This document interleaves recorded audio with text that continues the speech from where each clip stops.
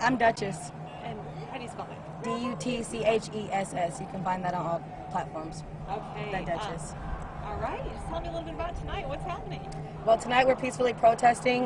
We were at first protesting ICE because there's a bunch of immigrants, and Donald Trump and his whole team just passed a law letting him expedite immigrants back to their country of origin, which is pretty trash, especially when you're only 25 feet from the border and you're begging for some judge anything at all, and they're literally now legally able to detain you and send you right back, no matter it's in a time frame. So you're about 40 feet from the border, you get to go home that night, that day, and get arrested. And it's extremely trash. And the second piece of this, now that it's later into the night, we're back at Black Lives Matter because Black Lives Matter.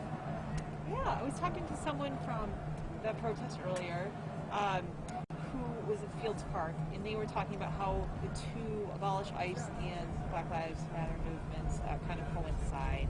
Go ahead and tell me about that. Absolutely. Well, we're all brown, and every single one of us, brown and black, are going to be detained unlawfully or illegally, probably 75% chance higher than any one of you two here today. And we're letting them know that we're in solidarity and that we're together, because it seems like they tried to get us to go against white people, and now we have our allies, and now it seems like it's a brown thing, and we got more allies. And ICE is facing a tragedy, a sick, pedophilic tragedy, and Black Lives Matter it's a mass genocide. This is literally lawful manslaughter. When you see stuff like Elijah McClain and stuff like that, so you're just gonna kill him? You're just gonna kill him in cold blood? Elijah McClain is just gonna do that? So we're out here making sure they know. And the thing about that is that happened in August. We're just now saying his name, and it's pretty sick. So we're out here to create awareness and be educating each other on the latest and what we need to know, so that we can break this curse, this American curse of white supremacy. A lot of protesters have come out, a lot of demonstrators from all different kinds of backgrounds and ages and everything else, but there's still a lot of people who are at home just paying attention to what they see on TV or on the internet. What would you want to say to them to get them engaged in this time? Well, a lot of times people are just extremely, they have rage, and they're just upset, and they're like, if you're at home, your white silence is complicity, and if you're not, any silence is complicity. Some people have medical conditions, some people have kids, some people don't have the means to get to where we are. And I say, if you can't get here, use your circuits and your avenues to amplify black voices and brown voices and voices of color and trans voices. That type of thing. We're begging, especially the white people at home. We're begging. We're not saying denounce your white, denounce your culture and your heritage. We're asking that you amplify these voices. So, because I could tell a white person something 10 times, but unless another white person who looks and sounds and dresses like them says it, it's not going to mean a damn thing. So we're out here to raise awareness to each other, so that we're able to communicate with everyone, so that we can just end this. It's sick. We don't even know what this is. We're just saying stop killing people of color, and it's like they're like, no.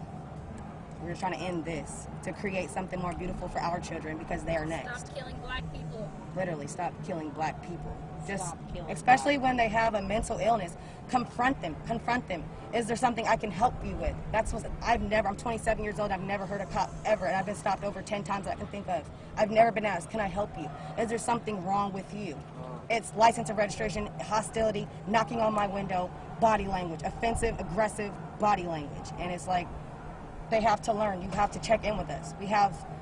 People of color have these mental illnesses that we don't address because we're of color. We have to be strong. Our skin has to be as strong as it looks. People don't acknowledge our mental illness, even when we're begging for help. Literally. Elijah McClain, without saying it, told them he was autistic. If you put the words he was using together, it didn't make an adherable, the sentence made no sense half the time. And if they would have just asked him, is there something we can help you with? Is there something we can do for you? He would be okay. So we're making sure that never happens again. Sandra Bland, never happens again. All of them, I could keep going. Tamir Rice, never again. George Floyd, never again. Breonna Taylor, don't you dare. In her sleep, there's no excuse. Comply. Don't do anything wrong. She was asleep, unconscious. She's sleeping. There's nothing more compliant. You can't comply anymore than that. And we just need to raise awareness to everyone, because some people don't hear this type of stuff. And some people will be like, oh, maybe I should get out there. We're just here to raise awareness. We really are. We don't want to fight. We don't want a war. Because if we wanted a war, we'd already won it. We just want equality, not revenge. You guys plan to come out again tomorrow? Absolutely. Or keep going? absolutely. Tell me about that. So basically, as long as white people are going to be racist, we're just going to keep coming back out here. And that's literally going to be every single day. Literally, it's going to be every day. So, and every day they open up the doors and aim guns out the window for no reason. Once again, we're out here protesting police brutality, getting brutalized by the police. So it's like, it's cool. My grandma was out here, you know. She was out here for legit 45 years, you know. My parents were out here, same corner, saying the exact same thing. They didn't expect it from me, but it is what it is. It is what it is, and I really hope things are going to get better, because it has to. Because if you look at numbers, since everybody likes statistics, the world's changing colorfully. In about 15 years, we'll see that. I believe that will start projecting. What do you think about this? You're going from the Justice Center, you know, the announcements here. I think it's aggressive. I think it's extremely aggressive when we're not doing anything. If we're projecting items, if we're being aggressive, if we're breaking shit and stuff, if we're breaking stuff, and absolutely clear it. No one's doing anything. I've been here all night. No one's doing anything. We're like literally, I can't think of. No one's got hurt. We've even had a chance to even talk to them, you know. And it's like, we don't want to fight you guys. We don't want to throw stuff.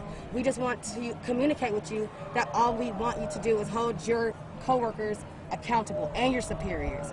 Because it's got to be hard to be a whistleblower as a cop, knowing your higher ups are being discriminating or being racist, and having to speak on it, because you're going to lose your job, you're going to lose your badge, you're going to lose your everything, you know. So I understand personally. I understand, because I've had a job where I was like, dang, this ain't right, and I got to say something, but I'm going to lose my job. And so I understand, but at the same time, I don't care. I'm not going to be okay with your racism, and you're too shy to mention something to your racist friends. Don't turn your racist down, turn it off, you know, check it at the gate.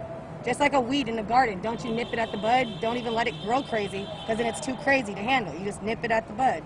And that's what we're trying to do with racism, and we're not as kind and as willing and as forgiving. This is the Portland Police Bureau. Like, that's so rude. Away from the Justice Center. It's so rude. Persons have been observed damaging items at the Justice Center. Like, that's obnoxious. I've never even heard that voice before. Chapman and Lonsdale Squares.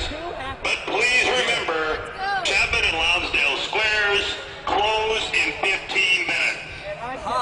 Failure to move away from the Justice Center may subject you to arrest and/or the use of riot control agents or impact weapons. Move away from the Justice Center now. Thank you. Thank you guys so much.